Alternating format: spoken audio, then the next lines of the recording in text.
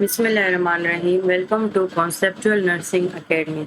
आज की वीडियो में हम फंडामेंटल ऑफ नर्सिंग सीरीज को आगे बढ़ते हुए यूनिट 9 पढ़ेंगे, जो कि हमारे पास है oxygenation, respiratory function and cardiovascular system. ये हमारे पास आज के ऑब्जेक्टिव्स है जिनको हम वन बाय वन कवर करेंगे।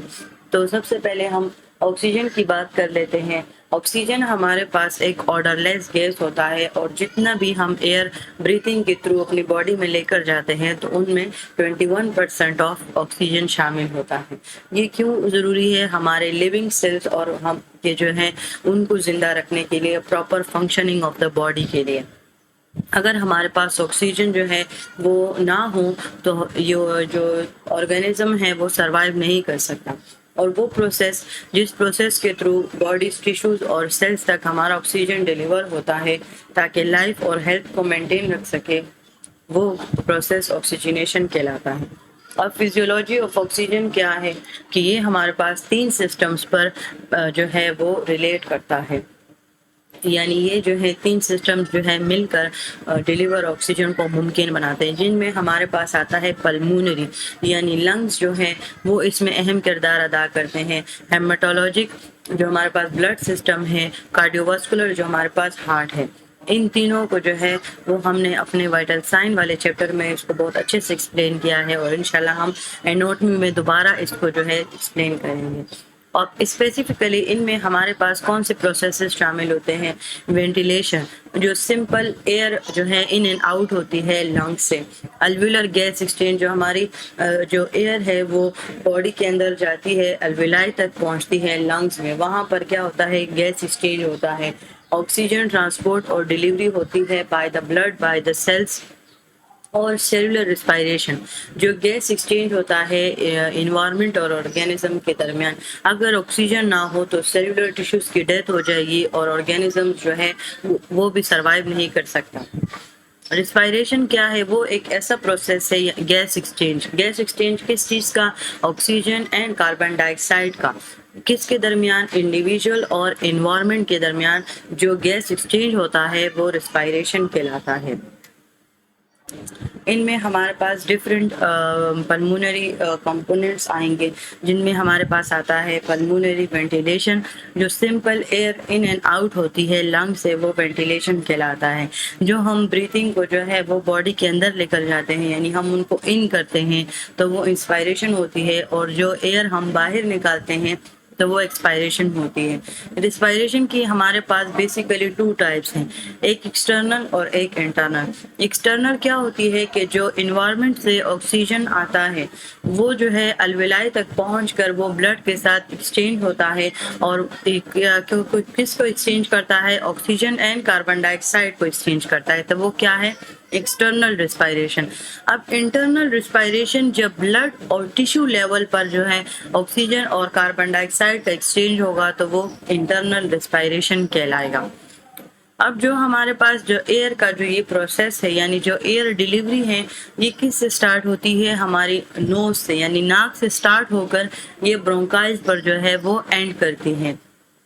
हमारे पास जो है सबसे लंग्स जो है, जब नोज के थ्रू हमारे पास रिस्पायरेटरी ट्रैक में लंग्स में जो है वो एयर आती है तो ब्रोंकाइल और फिर उसके बाद ब्रोंक्यूल्स, इनमें जो है वो एंड करती है। ये पाथवे जो है ये किस चीज़ के लिए होता है? Transport of carbon dioxide and oxygen. और जो हमारे पास रिस्पायरेटरी ट्रैक है वो 2 हिस्सों में डिवाइड है, एक अपर रिस्पायरेटरी ट्रैक और एक lower respiratory track. Last time भी ये एमसीक्यूज आया था कि जो ट्रैकिया है वो लोअर रिस्पायरेटरी ट्रैक का पार्ट है या अपर रिस्पायरेटरी ट्रैक का। तो जो है बहुत से स्टूडेंट ने जो है वो इसको गलत भी किया था। तो इससे पहले हम जो है अपने ऑर्गन्स पढ़ते हैं कि इनमें क्या क्या आता है। अपर रिस्पायरेटरी ट्रैक में हमारे पास नोज, फेरिंग्स, लैरिंग्स और एपिग्लोटिस शामिल है। इनका जो मेन फंक्शन होता है, जो एयर जो है वो हमने इनहेल किया है उसको वार्म, फिल्टर और ह्यूमिडिफाई करना। लोअर रिस्पायरेटरी ट्रैक ट्रेकिया से शुरू होता है और उसमें हमारे पास ब्रोंकाई, ब्रोंक्यूल्स और लंग्स शामिल हैं। इनका जो मेजर फंक्शन होगा वो एयर की कंडक्शन होगा और साथ में सरफेक्टेंट प्रोडक्शन होगा। सरफेक्टेंट हमारे पास एक फ्लूइड टाइप मटेरियल होता है जो कि लंग्स की जो है कैविटी में मौजूद होता है ताकि लंग्स जो है वो आपस में कोलैप्स ना हो सकें। अब वो फैक्टर्स जो कि ऑक्सीजनेशन को इफ़ेक्ट करेंगे, उनमें सबसे पहले हमारे पास आता है एज। जितना जितना हमारी एज जो है वो जो है आगे बढ़ती है, तो उतना जो है हमारी जो चेस्ट वाल है उसकी रिजिडिटी, उसकी इलास्टिसिटी कम हो जाती है, मसल स्ट्रेंथ जो है वो डिक्रीज हो जाता है, जिसकी वजह से हमारा जो एयर एक्सचेंज का प्रोसेस होता है वो भी क्या हो जाता है, डिस्टर्ब हो जाता है। इसी तरह हमारे पास जो कफ रिफ्लेक्स और जो सीलिया एक्शन वो मूवमेंट होती है कि जिसके थ्रू हमारे पास कंटेंट जो है उनको हम आगे की तरफ जो है वो मूव करते हैं, उनको सीलिया बोलते हैं। तो ये वो भी डिक्रीज हो जाता है। यानी कहने का मतलब ये है कि एज के साथ साथ हमारी हर एक चीज़, बॉडी की जो है स्ट्रेंथ जो है वो डिक्रीज हो जाती है, जो ऑक्सीजनेशन को इफेक्ट करती है। इन्वायरमेंटल फैक्टर्स, अगर हम किसी हाई एल्टीट्यूड पर हैं तो वहाँ पर जो ऑक्सीजन की जो कंसंट्रेशन होगी वो कम हो जाएगी, या वो लोग जो कि किसी ऐसी जगह पर काम करते हैं जहाँ पर एयर पोल्यूशन बहुत ज़्यादा है, या जहाँ पर जो है स्मोकिंग बहुत ज़्यादा हो रही है, तो इसकी वजह से भी क्या होता है, हमारे पास सिम्टम्स क्या शो होते हैं कि जो है आइज़ जो है उनकी स्टिंगिंग, यानी आईज जो है वो रेड होना, ईचिंग होना स्टार्ट हो जाता है, हेडेक, डिजीनेस स्टार्ट हो जाती है, कफिंग स्टार्ट हो जाती है। तो इससे भी क्या होता है, ऑक्सीजनेशन जो होती है वो डिस्टर्ब हो जाती है। लाइफस्टाइल, अगर कोई पर्सन बहुत ज़्यादा एक्टिविटी करता है, फिजिकल एक्सरसाइजेस करता है, तो उसकी वजह से जो उसका जो रेस्पिरेटरी रेट एंड डेप्थ होता है वो ज़्यादा होता है।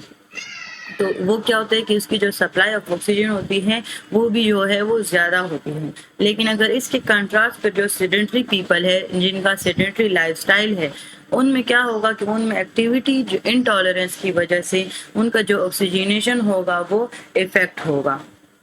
हेल्थ स्टेटस, अगर किसी पेशेंट का जो इम्यून सिस्टम है वो स्ट्रॉन्ग है तो उनमें जो डिलीवरी ऑफ ऑक्सीजन होगी वो भी सही तरीके से होगी, या वो ऑर्गेनिज्म कंट्रास्ट में जिनकी इम्यूनिटी वीक है या जिनको कोई रिस्पायरेटरी डिजीजेस हैं तो उनका जो ऑक्सीजनेशन स्टेटस होगा वो भी इफेक्ट होगा।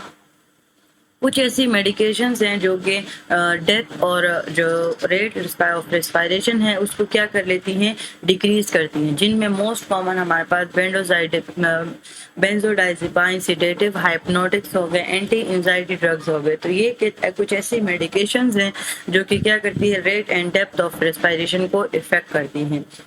वैसे तो जब नर्स जो है वो कोई भी मेडिकेशन एडमिनिस्टर करती है तो उसके पहले और उसके बाद वो वाइटल साइन ज़रूर चेक करती है, लेकिन कुछ ऐसी मेडिकेशंस होती हैं जिनमें हमने बहुत ज़्यादा मोहतात रहना पड़ता है, क्योंकि उनका जो डायरेक्टली असर होता है वो रिस्पायरेटरी प्रोसेस पर होता है। तो इस वजह से जो है वो हमने इनके डोजेस, इनके टाइमिंग, इनके रूट का हमने बहुत ज़्यादा ध्यान रखना पड़ता है। अब स्ट्रेस जो है, हमारे स्ट्रेसर्स क्या होते हैं, जो इन्वायरमेंटल की तरफ से जो है वो हमारी बॉडी में स्ट्रेस प्रोड्यूस करते हैं, और स्ट्रेस बेसिकली हमारी बॉडी का एक्सटर्नल स्ट्रेसर की तरफ जो रिस्पॉन्स होता है वो स्ट्रेस कहलाता है। फिजियोलॉजिकली देखा जाए तो इसमें सिंपैथेटिक नर्वस सिस्टम एक्टिवेट हो जाता है, जो कि हमारे जो rate and depth of respiration है उसको भी इफेक्ट करता है। अब हम अपने ऑक्सीजनेशन को किस तरीके से मेंटेन रख सकते हैं, सबसे पहले आता है कि हम अपने वेंटिलेशन को मेंटेन रखें, मतलब कि जो अगर हम किसी कमरे में बैठे हुए हैं तो वहाँ की खिड़की दरवाजे ओपन रखें, ना कि हम एयर कंडीशनर और ह्यूमिडिफायर, क्योंकि ये टेम्परेरी जो है वो एयर होते हैं, फ्रेश एयर जो है ये नहीं करते। अब हम जिस जगह पर काम कर रहे हैं तो वहाँ पर हमारे पास कोई हैजर्डस मटेरियल्स मौजूद है, जिस तरह के एडबिस्टर्स हो गए, तो हमने वहाँ पर मास्क पहनना है। कोई भी ऐसी फिजिकल एक्सरसाइज जो कि शॉर्टनेस ऑफ ब्रेथ पास कर रही है उसको हमने लिमिट करना है, हमने स्मोकिंग को क्विट करना है, और जो हमारे फिल्टर्स हैं, यानी जो पंखे लगे हुए हैं या हमारे पास रेंज वुड्स जो किचन में जो हमने अपने कुकिंग के लिए जो वुड्स बनाए होते हैं तो उनको हमने जो है वो सही तरीके से जो है वो रखना है, ताकि वो जो है हमारे रेस्पिरेटरी सिस्टम है उसको इफेक्ट ना करें। अब कॉमन मेडिकल टर्म्स हैं जो कि रेस्पिरेटरी और कार्डियोवास्कुलर अल्टर्ड जो है प्रोसेसेस के लिए यूज किए गए हैं, और ये हमने इससे पहले भी वाइटल साइन के रेस्पिरेशन में पढ़े थे, जिसमें एपनिया है, जिसमें टेम्परेरी सीसेशन ऑफ ब्रीथिंग हमारे पास होती है। डिस्पनिया क्या होता है कि जब हमें डिफिकल्टी होती है ब्रीथिंग में, और उसको हम शॉर्ट में शॉर्टनेस ऑफ ब्रेथ भी कहते हैं। यूपनिया जो नॉर्मल ब्रीथिंग होती है, जो अडल्ट में 12 to 20 बीट्स पर मिनट है। हाइपर एपनिया जब रेट और डेप्थ ऑफ ब्रीथिंग इंक्रीज हो जाए। और हाइपर वेंटिलेशन क्या होता है कि जिसमें पल्मोनरी वेंटिलेशन जो है वो इंक्रीज हो जाए, क्योंकि इसमें क्या होता है कि जो कार्बन डाइऑक्साइड में जो है ब्लड लेवल पर कार्बन डाइऑक्साइड कम हो जाता है, जिसकी वजह से पल्मोनरी वेंटिलेशन इंक्रीज हो जाती है। और हाइपर वेंटिलेशन जब ब्लड लेवल पर कार्बन डाइऑक्साइड ज़्यादा हो जाता है, उसकी वजह से पल्मोनरी वेंटिलेशन डिक्रीज हो जाती है, तो इसको हम हाइपो वेंटिलेशन कहते हैं। ऑर्थोपनिया जिसमें जो हमारे पास क्लाइंट है या जो पेशेंट है वो सिर्फ सिटिंग पोजीशन में, या अगर वो जो है खड़ा हुआ है या बैठा हुआ है, तो सिर्फ वो उसमें ही ब्रीथिंग सही तरीके से कर सकता है। जैसे ही वो जो है लेट जाए तो उसको डिफिकल्टी स्टार्ट हो जाती है, तो वो ऑर्थोपनिया है। टेकिपनिया जो हमारे पास नॉर्मल वेट अडल्ट के लिए जो हमने पढ़ा 12 to 20, अगर ये उससे ज़्यादा हो जाए तो टेकिपनिया, और अगर ये उससे कम हो जाए तो ब्रेडिपनिया। हाइपोक्सिया जब टिश्यू लेवल पर ऑक्सीजन लेवल कम हो जाता है। और हाइपरकार्बिया जब कार्बन डाइऑक्साइड जो है वो ब्लड में एक्यूमुलेट हो जाता है, यानी ब्लड में ज़्यादा हो जाता है। और हाइपोक्सीमिया जब ऑक्सीजन लेवल जो है वो ब्लड पे जो है ब्लड में रिड्यूस हो जाए, तो वो हाइपोक्सीमिया है। ये हमारे पास डिफरेंट टर्म्स हैं जो कि पेपर के अकॉर्डिंग बहुत ज़्यादा इंपॉर्टेंट है। अब टेकीकार्डिया और ब्रेडिकार्डिया जिसमें हमने हार्ट रेट जो है अगर वो 100 से ज़्यादा हो जाए, पल्स रेट की बात हो रही है यहाँ पे, तो वो 100 टेकीकार्डिया कहलाता है। अगर वो 60 से बिलो हो जाए, नॉर्मली 60 to 100 पल्स पर मिनट होता है, तो अगर 60 से कम हो जाए तो वो ब्रेडिकार्डिया कहलाता है। अब लाइफ स्पेन कंसंट्रेशन है, ये वही टेबल्स हैं जो कि हमने वाइटल साइन के चैप्टर में बहुत डिटेल से पढ़े थे, तो ये आप लोगों ने पेपर के लिए याद रखने हैं कि हमारे पास वाइटल साइन जो है वो एज के अकॉर्डिंग किस तरीके से जो है वो चेंज होते हैं। न्यू बॉर्न जो है वो हमारे पास 40 to 80 ब्रेथ्स हैं, इन्फेंट में 30 ब्रेथ्स हो जाता है, preschooler 25 breath per minute, और अडल्ट में हमारे पास क्या होता है 12 to 18 ब्रेथ्स पर मिनट होता है। इसी तरह हार्ट रेट जो है वो न्यू बॉर्न में 80 to 200 बीट्स पर मिनट होता है, इन्फेंट में 80 to 150 होता है, प्री स्कूलर और अडल्ट का जो है वो 55 से 100 होता है। ब्लड प्रेशर न्यू बॉर्न में जो है 65/40, यानी सिस्टोलिक 65 होगा, डायस्टोलिक 40 होगा। एक मंथ के बाद सिस्टोलिक 90 हो जाएगा, डायस्टोलिक 55, और अडल्ट का 120/80। इसी तरह अगर हमारे पास प्री मेच्योर इन्फेंट की अगर हम बात करें, तो प्री मेच्योर इन्फेंट में जो है वो हमारे पास सर्फिक्टेंट जो है वो नहीं होता। ये जो पॉइंट है ये एमसीक्यूज के अकॉर्डिंग बहुत ज़्यादा इम्पॉर्टेंट है। तो जिस तरह मैंने पहले कहा कि ये फ्लूइड लाइक सब्सटेंस होता है जो कि लंग्स को जो है वो वेट रखता है ताकि वो कोलैप्स से बच सके। अब इन्फेंट और टॉडलर्स को क्या रिस्क होता है, क्योंकि वो अपर रेस्पिरेटरी ट्रैक का ऑप्शन इन्फेक्शन उनमें से ज़्यादा होता है, क्योंकि वो चिल्ड्रन जो है वो एक्सपोज होते हैं स्मोकिंग की तरफ, पोल्यूशन की तरफ, तो इस वजह से जो है वो उनमें जो रेस्पिरेटरी ट्रैक इन्फेक्शन हैं वो ज़्यादा हो जाते हैं। अब स्कूल एज चिल्ड्रन और एडोलेसेंट में जो है उनका जो है सबसे मेन रीज़न क्या है कि वो सेकंड हैंड स्मोक की तरफ एक्सपोज होते हैं, यानी जो है अगर वो किसी ऐसी जगह पर है जहाँ पर एयर पोल्यूशन है, स्मोकिंग हो रही है, सिगरेट स्मोकिंग है, तो उनमें भी जो है वो डेवलप होता है।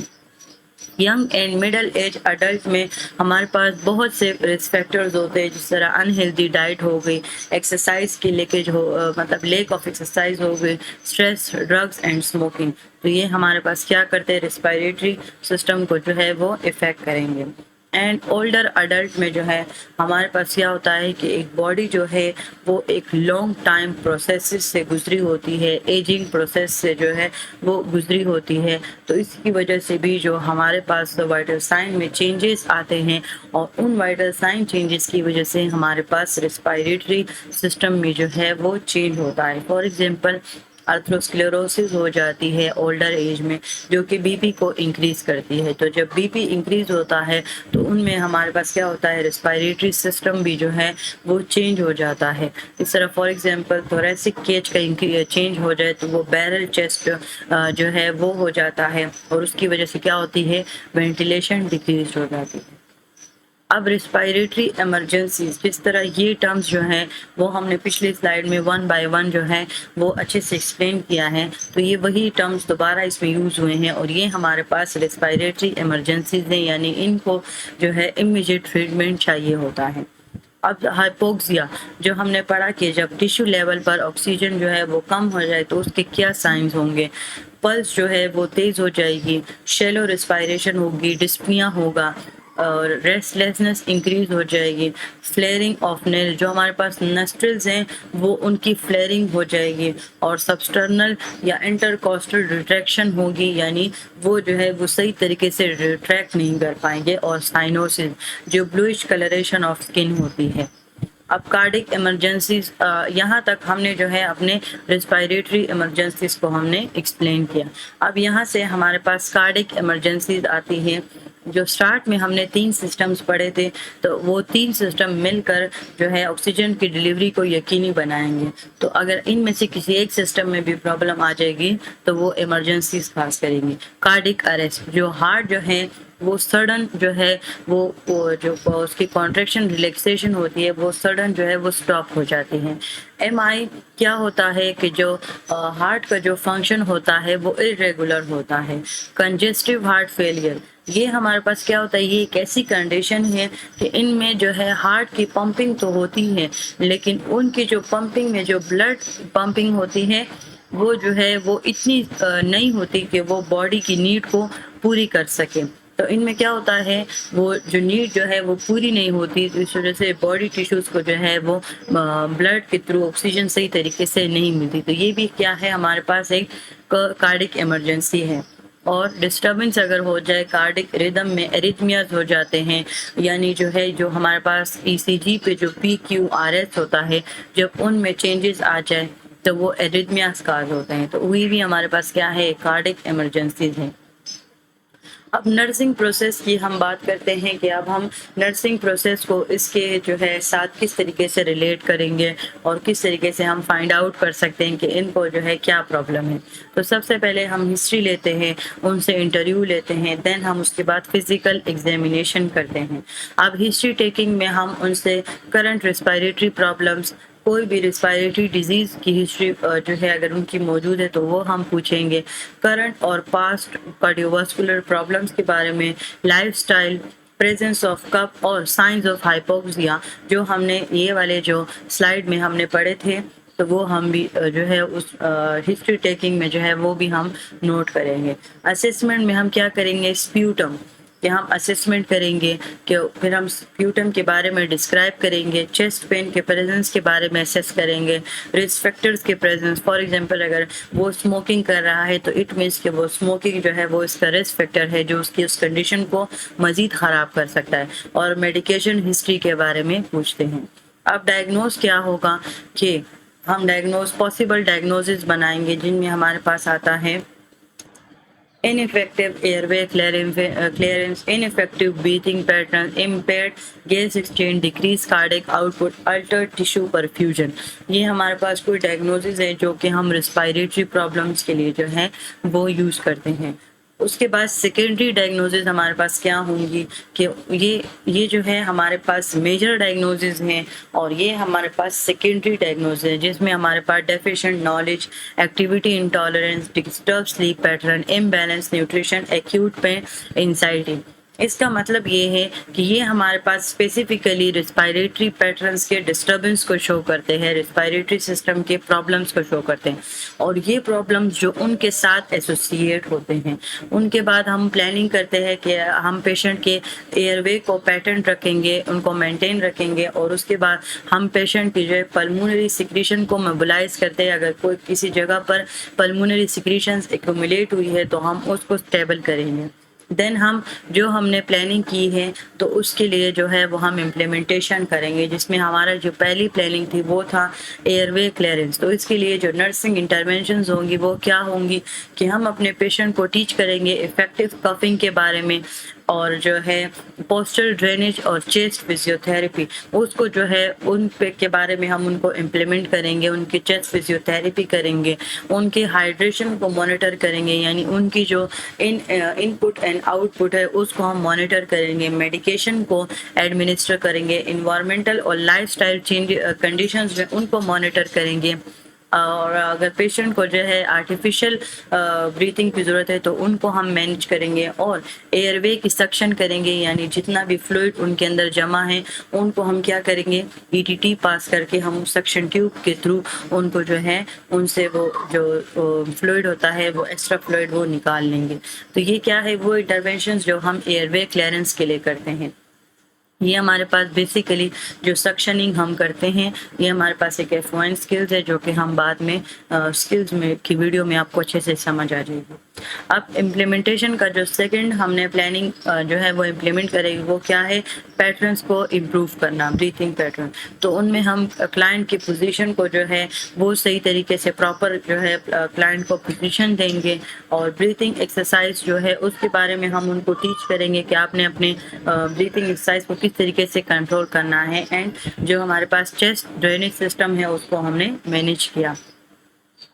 अब थर्ड इम्प्लीमेंटेशन क्या है कि हम ऑक्सीजन की अपटेक और डिलीवरी को किस तरीके से जो है वो इम्प्रूव करेंगे। हम उनको ऑक्सीजन एडमिनिस्टर करेंगे, अगर उनके ब्रीथिंग सिस्टम में प्रॉब्लम है तो हम उनको एडमिनिस्टर करेंगे simple mask, nasal cannula, venturi mask, rebreathing and non rebreathing mask. Then हमारे पास आता है ब्लड कंपोनेंट्स को एडमिनिस्टर करना, यानी जितनी भी हमारे पास ब्लड से रिलेटेड प्रॉब्लम्स है उनको क्या करना, उनको एडमिनिस्टर करना, चाहे वो मेडिकेशंस हैं या कोई और इंटरवेंशंस हैं। तो ये और जो हमने ऑक्सीजन मास्क, सिंपल मास्क ये जो है ये हमारे पास डिफरेंट टाइप्स ऑफ मास्क होते हैं जो कि हम डिफरेंट पेशेंट्स के लिए यूज़ करते हैं। इनकी अपनी अपनी कैरेक्टरिस्टिक्स होती है, उस बेस पर जो है वो हम यूज़ करते हैं। अब वो जो हमने डिफरेंट ऑक्सीजन इक्विपमेंट्स पढ़े कि जिसमें हम ऑक्सीजन को डिलीवर करते हैं, उनमें हमारे पास आता है फेस मास्क। जो सिंपल फेस मास्क होता है वो तकरीबन 40% से 60% तक जो है वो ऑक्सीजन डिलीवर कर सकता है at the rate of 5 to 8 litre पर मिनट। और जो हमारे पास पार्शियल रीब्रीथर मास्क होते हैं वो 60% से 90% ऑक्सीजन कॉन्सेंट्रेशन को डिलीवर करते हैं at the rate of 6 to 10 litre पर मिनट। ये जो हमारे पास परसेंटेज है और जो लीटर पर मिनट है तो ये हमारे पास इन मास से रिलेटेड बहुत ज़्यादा इम्पॉर्टेंट है। इसी तरह जो हमारे पास नॉन रीब्रीथर मास्क होते हैं वो 95% से 100% ऑक्सीजन को जो है वो डिलीवर कर सकते हैं at the rate of 10 to 15 litre पर मिनट। जो वेंट्यूरी मास्क होते हैं जो इस पिक्चर में जो है वो आपको दिखाई दे रहा है वो तकरीबन 24% से 40% तक या 50% तक ऑक्सीजन जो है वो डिलीवर करते हैं at the rate of 4 to 10 litre पर मिनट। ये जो आपको स्क्रीन पर दिखाई दे रहा है इसको हम फेस टेंट या फेस शील्ड बोलते हैं, और इसको हम जो है ऑक्सीजन मास्क के जो है ऑपोजिट में अल्टरनेट में हम पहन सकते हैं। ये 30 to 50% ऑफ ऑक्सीजन डिलीवर करता है at the rate of 4 to 8 litre पर मिनट। जो हमारे पास आर्टिफिशियल एयरवेज होते हैं, जिस तरह हमने ईटीटी ट्यूब की बात की, ये जो आपको नजर आ रहा है इसको हम ईटीटी ट्यूब यानी ट्रेकियर ट्यूब हम इसको कहते हैं। ये उन पेशेंट्स के लिए जो है वो हम यूज़ करते हैं जो कि अनकॉन्शियस होते हैं, जिनका गेग रिफ्लेक्स जो है वो यूज़ नहीं होता। इनको हम ओरोफेरिंजियल एयरवेज यानी ईटीटी ट्यूब भी हम इसको कहते हैं, ओरोफेरिंजियल एयरवेज भी हम इसको कहते हैं। ये हम माउथ के थ्रू इंसर्ट करते हैं और बैक ऑफ द थ्रोट पे हम इसको लेकर जाते हैं। जो ओरोफेरिंजियल एयरवेज होते हैं ये गेग रिफ्लेक्स को जो है वो स्टिमुलेट करती हैं अगर ये कॉन्शियस पेशेंट में यूज़ हो, और अगर ये अनकॉन्शियस पेशेंट में जो है वो यूज़ होगा तो ये गेग रिफ्लेक्स जो है प्रोड्यूस नहीं कर सकता। तो इस वजह से हम इसको अनकॉन्शियस पेशेंट में जो है वो यूज़ करते हैं ताकि हम वहाँ पर आसानी से इसको इंसर्ट कर सकें। अब ये किस कंडीशन में यूज़ होता है? जनरल एनेस्थीसिया जो है अगर हम दे रहे हैं तो ये जो है आर्टिफिशियल एयरवेज जो है इसके थ्रू मेंटेन हम करते हैं जो हमारी रेस्पिरेटरी एयरवेज हैं। अगर पेशेंट जो है वो बहुत ज़्यादा ओवरडोज है और वो अनकॉन्शियसनेस की तरफ जो है वो जा रहा है, उसकी रेस्पिरेटरी प्रॉब्लम आ रही हैं, तो उसमें हम यूज़ करते हैं एंड हेड इंजरी में, जिसमें पेशेंट जो है वो खुद सांस नहीं लेता। सक्शनिंग जो है ये हमारे पास एक प्रोसेस होता है जिसमें जो एक्स्ट्रा फ्लूइड होता है वो हम सक्शन मशीन के थ्रू जो है पेशेंट की बॉडी से जो है वो निकालते हैं। ये तकरीबन 15 सेकंड्स एट अ टाइम जो है, इससे ज़्यादा जो है वो हम नहीं कर सकते। और हमने अपना सक्शन जो है किस कंडीशन में नहीं करना, अगर आपने पेशेंट को कैथेटर पास किया है तो आपने जो है सक्शन टिप जो है वो पेशेंट के माउथ में रखनी है सक्शन के स्टार्ट करने से पहले। जब हम इसका प्रोसेस जो है प्रोसीजर जब हम एक्सप्लेन करेंगे तब आपको इससे जो है वो अच्छे से समझ आ जाएंगे। फिलहाल के लिए आप लोग ये 2 पॉइंट्स जो है वो याद रखें। अब नर्स की रिस्पॉन्सिबिलिटीज़ क्या होती हैं कि नर्स ने जो है सबसे पहले जो थेरेपी वो दे रही है अपने पेशेंट को, तो उस जो है उसको रीज़न और उसका ऑब्जेक्टिव पता हो कि वो जो है मतलब एक्सप्लेन करना आना चाहिए कि वो जो है क्या कर रही है, कि वो अपने पेशेंट को जो है किस तरीके से वो एक्सप्लेन करेगी। नर्स जो है उसको ऑक्सीजन के प्रॉपर केयर और एडमिनिस्ट्रेशन के बारे में जो है वो पता होना चाहिए। वो उसका एक रिस्पॉन्सिबिलिटी ये है कि वो अपने पेशेंट को इंस्ट्रक्ट करेगी, उसकी फैमिली को इंस्ट्रक्ट करेगी कि आपने अपने ऑक्सीजन जो है अपने पेशेंट को एडमिनिस्ट्रिंग ऑक्सीजन के जो है वो मेथड किस तरीके से अप्लाई करने हैं, तो वो उसके बारे में उसको इंस्ट्रक्ट करेगी। और जो हमारे पास ऑक्सीजन और ऑक्सीजन डिवाइसेस हैं उनको जो है सेफ और अच्छे तरीके से इस्तेमाल के लिए जो है उनको डेमोन्स्ट्रेट करेगी। जो हमने साइंस एंड सिम्टम्स पढ़े, जो रेस्पिरेटरी इमरजेंसीज, कार्डिक इमरजेंसीज की तरफ जो है वो इंडिकेशन दे रहे हैं, तो पेशेंट का नर्स जो है वो इतनी कैपेबल होनी चाहिए कि वो अपने पेशेंट जो है उसके साइन एंड सिम्टम्स को जो है वो आइडेंटिफाई कर सकें। तो यहीं तक थी आज की video. Thank you so much for your attention. आगे नेक्स्ट वीडियो के लिए हमारे साथ कनेक्टेड रहिए।